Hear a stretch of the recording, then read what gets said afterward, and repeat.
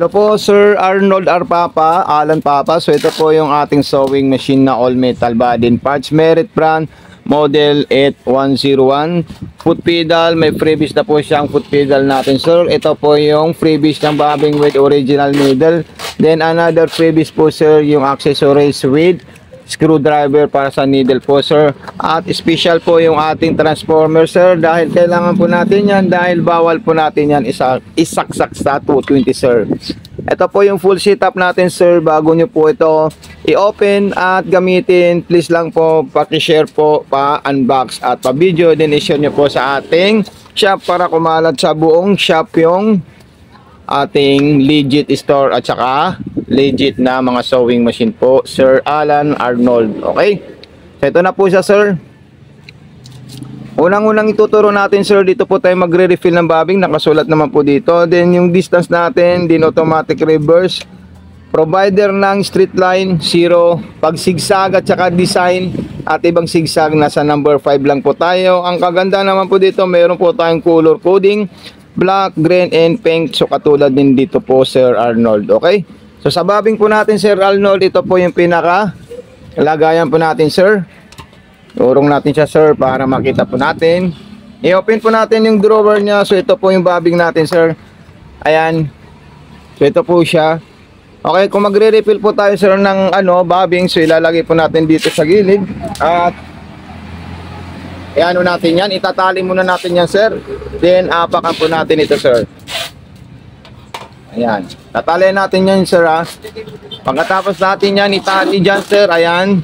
Then apakan po natin yung ating foot pedal. So ayan po siya, sir, nagre-refill na po siya, sir. Ayan, di pa natin masyado makikita. So ayan po siya, sir, ayan. So napaka-smooth po ang performance niya. Solid na solid po ito, Sir Alan. Okay, so ayan po siya. Gustong-gusto po ito ng lahat ng gumagamit pag foot pedal po. So okay, so kunti lang po yung gawin natin dyan dahil isi-set up natin ito at bibidyoan po natin siya, Sir Alan. Okay, so ayan po siya. Then ang pag-stop dito, sir, gaganito natin yan. Then ilalagay natin dito. Ayan po. Okay, then ipapasok natin dun sa ilalim. Tutunog po yan. Pag hindi po siya tumunog, na ilagay nyo po siya, babagsak po siya. So hindi accurate po yung paglagay natin ng bobbing, sir. Ayan, so maglalagay po tayo ng sinulid, sir, sa itaas. Ayan, so ganyan po siya, sir. Sundan nyo lang po yung araw, kasi unang pasada po natin, kailangan natin maipit dito sa pinaka tension. Kasi pag hindi po naipit dyan, sir, magtutuwalya po yung ating tahi. So ayan po siya.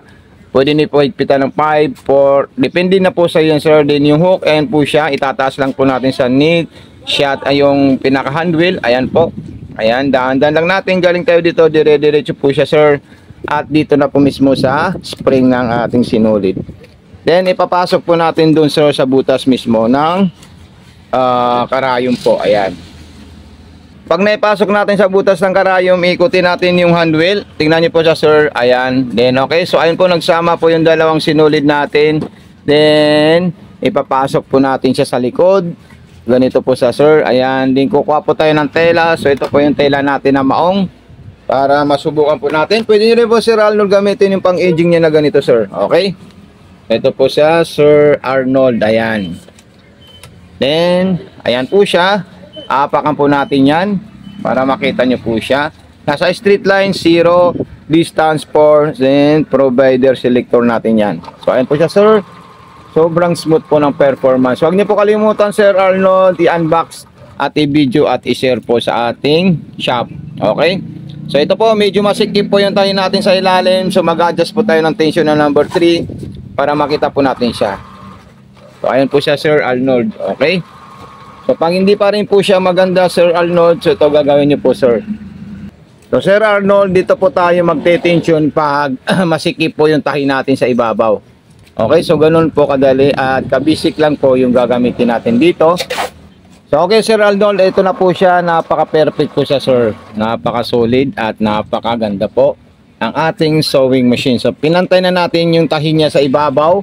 Ayan po siya, Sir Arnold. Tingnan nyo po siya, masikip po sa itaas. So ngayon, pantay po yung sa ibabaw at saka yung sa ilalim. So okay, so gagawa po tayo ng sigsag natin, Sir Arnold. Pwede tayo mag-aging dito sa mga laylayan. So ito po siya. Then, ilalagay nyo lang po yan. Then, isinsin nyo po siya ng number 2. Ayan.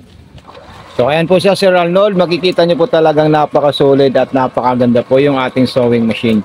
So, lahat po yan, Sir Arnold, gumagana po siya. Kahit ano pong gamitin natin dyan, gagana po at tumatakbo po. Kumbaga, all goods po yung ating sewing machine, Sir Arnold. Ayan, napaka-solid at napakaganda po siya, Sir. Ayan. So, ito na po siya, Sir. Yung ating stitches design. Ayan, napaka-solid po siya. So, maraming salamat, Sir Arnold. So, okay, so, ang gagawin po natin, Sir Arnold, tatanggalin natin yung sinulid natin. Baka maputol po yung natin. Ayan. So, ito po, Sir Arnold. Tatanggalin ko muna yan. Okay. So, ayan po. Pagtatanggalin natin, meron po tayong screwdriver dito, Sir Arnold. At kung hindi nyo po siya maintindihan, i-video call na lang po kami, Sir Arnold, sa ating Facebook page sa Mato Sewing Machine Vlog. So, tanggalin muna ito para may tabi natin, may lagay natin doon. So, ayan po siya, Sir Arnold. Package na po yan.